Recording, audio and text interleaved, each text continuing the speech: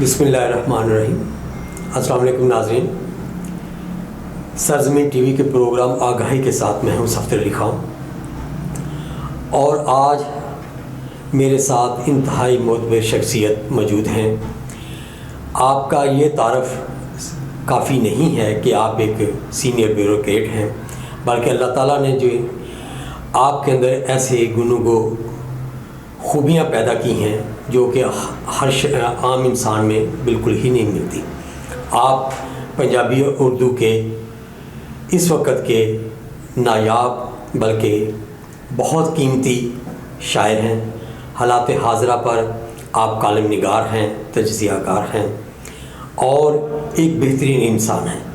آپ کے پاس بیٹھ کر انسان کو تمام پریشانیاں بھول جاتی ہیں اور وہ خوشی سے کہہ لگاتا ہے۔ آپ کی گفتگو میں امنگ اور امید کا امتزاج جو ہے وہ ہر وقت آپ کو ان کے بیان سے ملے گا۔ اور آج کی ابتدا میں ان سے پہلے یہ گزارش کروں گا کہ وہ اپنی ایک اردو غزل کے ساتھ کریں۔ پہلے میں ان کا نام آپ کو بتاتا ہوں، جناب شفقت اللہ مشتاق صاحب۔ آپ سے میں پہلے یہی درخواست کروں گا کہ ہمیں ابتدا میں آپ ایک خوبصورت اپنی اردو غزل سنائیں اور اس کے بعد آپ کا پنجابی کلام بھی سنیں گے کہ یہ کیسا حسین امتزاج ہے کہ آپ اردو اور پنجابی کے بیک وقت بہترین شاعر ہیں۔ سر بڑی مہربانی صفدر صاحب کہ آپ نے مجھے موقع دیا کہ میں آپ سے گفتگو کر سکوں اور آپ کے حوالے سے یہ جو دیکھنے والے ہیں ان سے مخاطب ہو سکوں۔ بنیادی طور پہ میں کوئی بہت بڑا شاعر تو نہیں ہوں، یہ آپ کا حسن نظر ہے۔ ہم تو دیہاتی لوگ ہیں، شہروں میں پڑھائی کے سلسلے میں آئے، پھر ملازمتوں کے سلسلے میں رہے، تو اس لحاظ سے اللہ کا لاکھ لاکھ شکر ہے کہ دونوں کلچر، دیہات اور شہری کلچر ہمیں دیکھنے کا، قریب سے دیکھنے کا موقع ملا۔ باقی شاعری جو ہے وہ ایک آمد ہوتی ہے، جب ایک خاص کیفیت میں کوئی بندہ جاتا ہے تو شعر اسی طرح اس کے ذہن میں آتے ہیں جیسے خودرو پودے جو ہیں وہ اگتے ہیں۔ تو میرا بھی کچھ ایسا ہی حال ہے کہ میں یہ کوئی تخصیص نہیں کرتا کہ لازمی میں نے اردو میں ہی شاعری کرنی ہے یا پنجابی میں شاعری کرنی ہے۔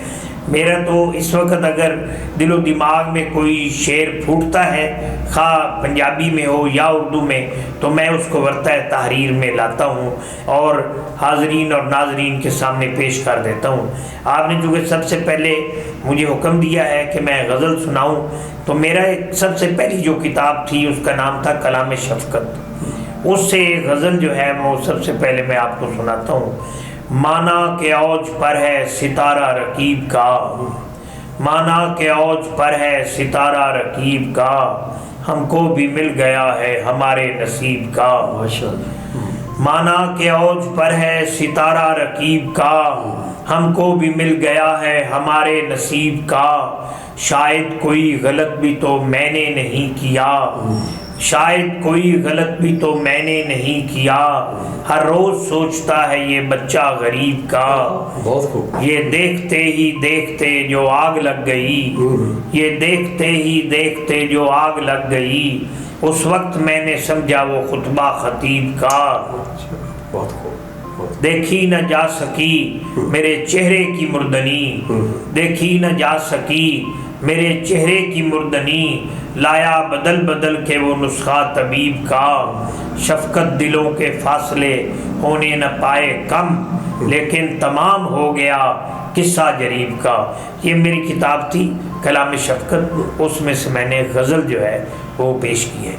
اس کے علاوہ اب جو آپ کی ایک کتاب آئی ہے، یہ آخری کتاب، وہ پنجابی کا ایک بہترین پنجابی شاعری کا مجموعہ ہے اور اس پہ بہت زیادہ لوگوں نے اس سے استفادہ حاصل کیا ہے۔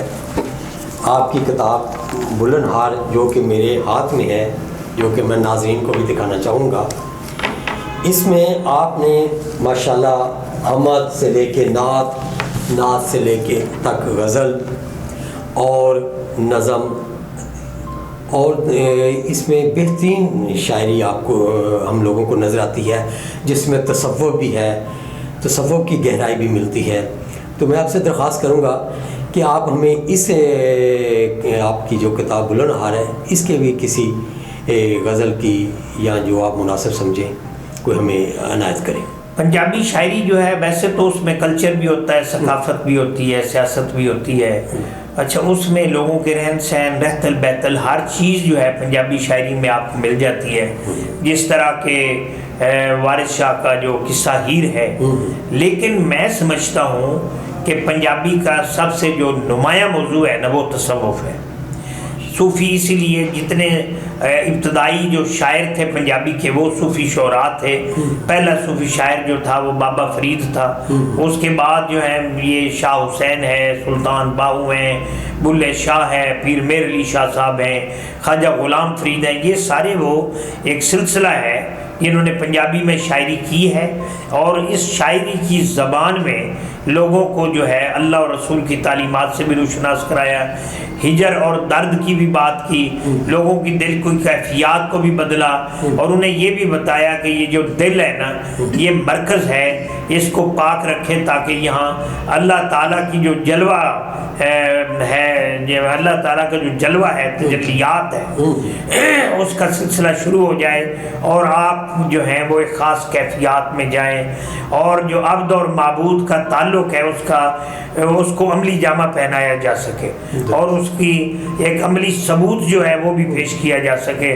اس لیے میں نے بھی جو پنجابی شاعری ہے، چونکہ میں نے صوفی شعراء کو پڑھا ہوا ہے، تو میں نے پنجابی شاعری میں نے بھی کوشش کی ہے کہ تصوف کو ٹچ کیا جائے۔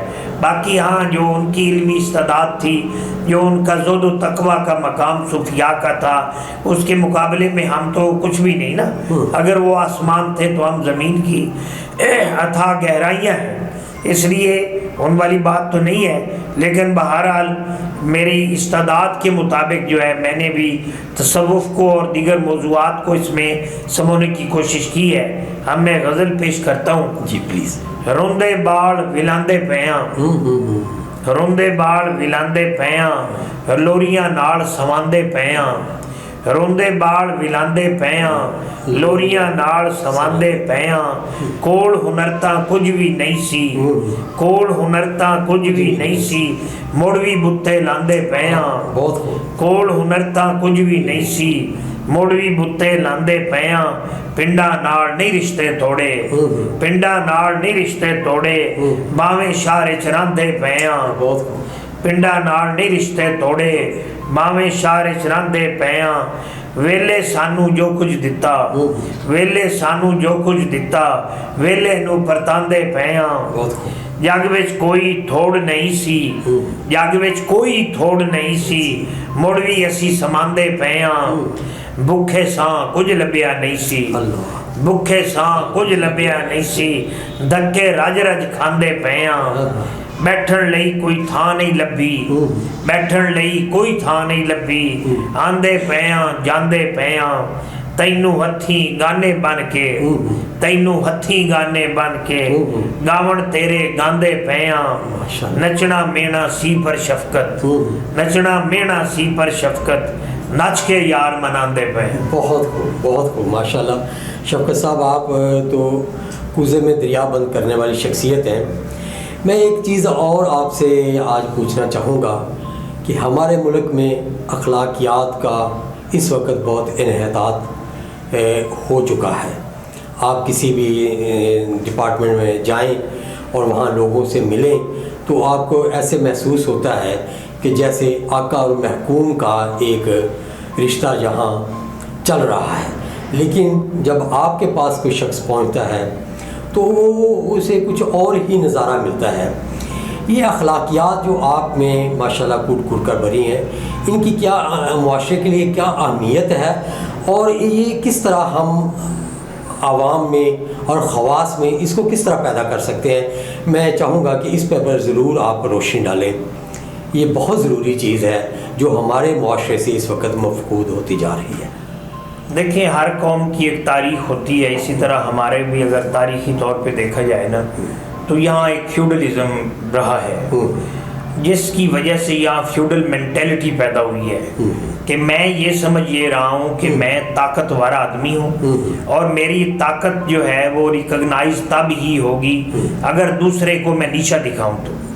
اچھا یہ سارا ایڈ ہاک ارینجمنٹ ہے کیونکہ ہمارا تعلیم تو یقیناً آج کل آپ کو کم ہی لوگ ایسے ملتے ہیں جو ان پڑھ ہوتے ہیں. تعلیمی لحاظ سے کوانٹیٹیو تو ہم ہو گئے ہیں لیکن ہم کوالٹیٹیو نہیں ہو سکے.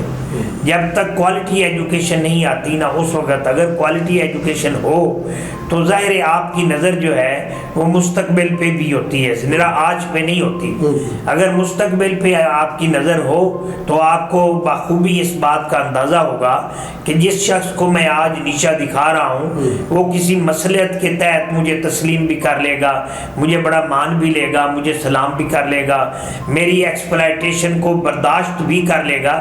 لیکن یہ میں بھول جاتا ہوں کہ اس کے دل میں جو ہے میرے بارے میں جو جذبات ہیں وہ پوری طرح جو ہیں وہ پیدا ہو چکے ہیں اور انہوں نے آج تو نہیں لیکن کل انہوں نے ضرور جو ہے وہ منظر عام پہ آنا ہے اور جو اس کی بات ہوگی اس سے پبلک اوپینین بننی ہے کیونکہ الٹیمیٹ جو ججمنٹ ہے نا وہ تو عوام کے پاس ہے.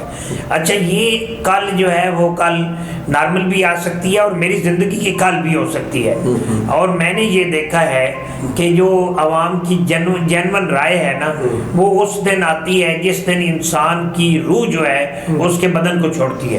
تو اس دن لوگ جو ہیں وہ بڑا ہی جینون تبصرہ کرتے ہیں. اگر تو لوگوں کے ساتھ آپ کے روابط اچھے رہے ہوں, آپ نے اس نے سلوک کا مظاہرہ کیا ہو, آپ لوگوں کے اوکھے سوکھے ویلے کام آئے ہوں, آپ نے لوگوں سے محبت کی ہو, آپ نے لوگوں کو فاصلے پہ نہ رکھا ہو, تو یقین مانے میں نے اپنی پوری زندگی میں دیکھا ہے کہ جس دن انسان فوت ہوتا ہے تو ایک سراسیمگی کی کیفیت ہوتی ہے اور بے ساختہ ہر بندے کی زبان سے نکلتا ہے کہ یار بڑا نفیس انسان تھا, بڑا محبت کرنے والا انسان تھا, بڑی شفقت کرنے والا انسان تھا, یار بڑا دکھ ہوا ہے.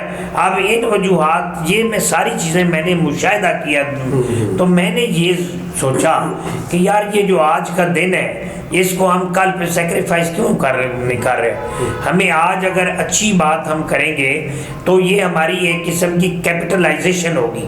آج میں ایک بندے کو اچھے طریقے سے ملتا ہوں, اب اس نے میرے پاس بیٹھے تو نہیں رہنا نا, اس نے یہاں سے نکلنا ہے اور اس نے ایک راستے کے ذریعے سے گھر جانا ہے. راستے میں جتنے بندوں سے اس نے ملنا ہے نا اس نے اس تاثر کو ان کے ساتھ شیئر کرنا ہے جو تاثر اس نے میری ملاقات سے لیا ہے. تو اس کے بعد میں یہ سمجھتا ہوں کہ کاش یہ حقیقت سارے لوگوں پہ عیاں ہو جائے تو یہ جو بڑے چھوٹے کی تمیز ہے, یہ جو جبر ہے یا ہم سمجھتے ہیں کہ ہم کسی کو نیچا دکھا کے اپنے آپ کو بڑا کر رہے ہیں, یہ سارے جو سوچ کی غلاظت ہے, آپ کے دل و دماغ میں وہم ہے, آپ کے دل و دماغ میں تکبر ہے, گھمنڈ ہے, یہ آپ یقین مانیں یہ وہ بت ہیں جو دیکھتے ہی دیکھتے ٹوٹ جائیں گے.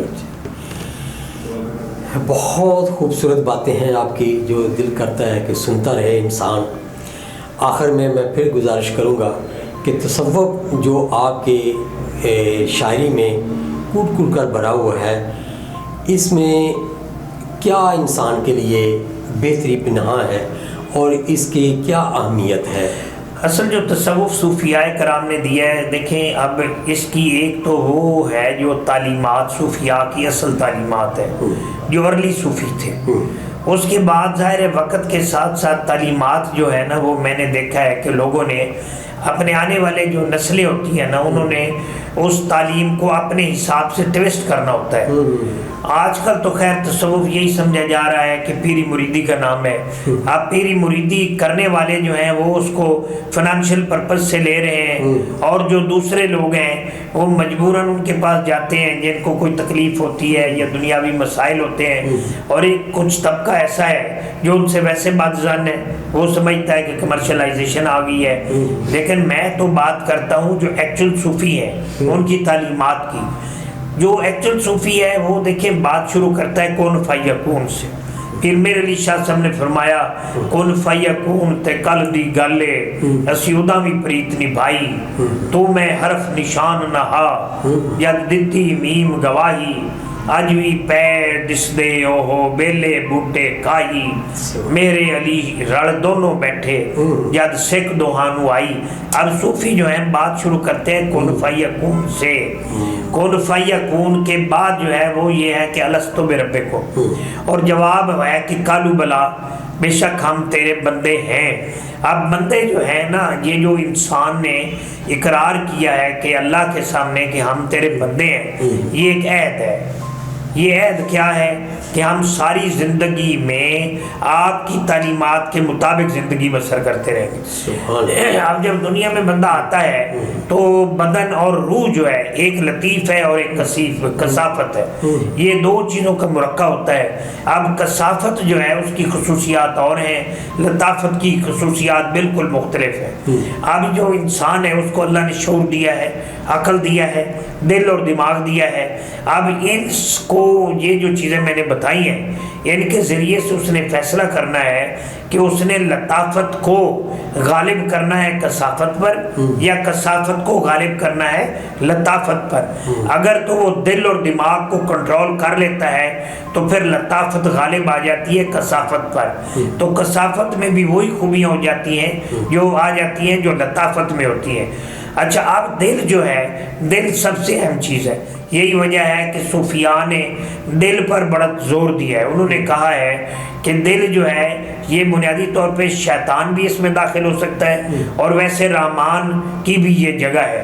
اب آپ نے کوشش کر کے شیطان کو دل سے نکالنا ہے، اور جب آپ نکال دیں گے تو پھر اس میں رحمان کے ڈیرے ہوں گے. جب آپ رحمان کے ڈیرے ہوں گے تو پھر وہ جو ہے گنج بخش فیض عالم مظہر نور خدا، تو پھر آپ نور خدا کے مظہر ہو جائیں گے. تو پھر آپ جو ہے نا وہ میرے بندے نہیں رہ جائیں گے، اللہ کے بندے بن جائیں گے. اور جو اللہ کا بندہ ہوتا ہے نا اس کی نظر میں فیض ہوتا ہے. لوگ اسے کافر اس کو دیکھتے ہیں تو مسلمان ہو جاتے ہیں، بے علم کم علم اس کو دیکھتے ہیں تو عالم بن جاتے ہیں. تو یہ وہ تصوف ہے بنیادی طور پہ جس کو میں نے پڑھا بھی ہے، دیکھا بھی، اور جس سے میں متاثر بھی ہوا ہوں. میں ایسی تصوف سے ہرگز متاثر نہیں جو یعنی شریعت اب نماز روزہ زکوٰۃ حج جو ہے یہ ہمارے فرائض ہیں. اب یہ فرائض کو چھوڑ کے نوافل پر زور دینا یہ صوفیاء کا طریقہ نہیں تھا. فرائض میں راسخ ہونے کے بعد آپ نوافل کی طرف جاتے ہیں تو پھر اللہ تعالیٰ کا آپ قرب حاصل کرتے ہیں. اور یہی وہ قرب تھا جس وجہ سے جب فرشتوں نے بوقت تخلیق سیدنا آدم علیہ نبینا علیہ الصلوۃ والسلام جب فرشتوں نے کہا تھا یہ دنگا فساد پھیلائیں گے تو اللہ نے فرمایا تھا جو میں جانتا ہوں وہ آپ نہیں جانتے. اب یہ جو فکرہ ہے نا کہ جو میں جانتا ہوں وہ آپ نہیں جانتے، یہ اگر دیکھا جائے تو اس میں سرزنش تھی کہ آپ کو پتہ ہی نہیں میں کیا بنانے جا رہا ہوں. بالکل صحیح. اب یہ جو ہے کہ میں کیا بنانے جا رہا ہوں، اس سے اگر نقطہ نکالا جائے تو یہ ہے کہ اللہ کو ہم پہ کتنا مان تھا. اب دنیا میں آ کے ہم نے وہ مان پورا کرنا ہے رب کا، اور شیطان جو مردود ہے اس کو ہم نے شکست فاش دینی ہے اور اس کو نامراد، ناکام اور مایوس کرنا ہے. یہی تصوف ہے اور تصوف کا یہی پیغام ہے. بہت شکریہ شفقت اللہ مشتاق صاحب. ناظرین، آپ نے شفقت اللہ مشتاق صاحب کی گفتگو، پیاری پیاری گفتگو سنی. آپ ایک بہتا ہوا دریا ہیں بلکہ ایک علم کا سمندر ہے. تصوف ایک ایسا وسیع ٹاپک ہے جس پہ بات کرنے کے لیے ایک بہت لمبی نشست چاہیے، جبکہ آج ہمارے پاس ٹائم کی کمی ہے. تو میں اس کو اگلی نشست کے لیے مؤخر کرتا ہوں، اور آئندہ نشست پر اس پہ ہم شفقت اللہ مشتاق صاحب سے سیر حاصل گفتگو کریں گے. اسی کے ساتھ میں اجازت چاہوں گا. اللہ حافظ. Thank you very much.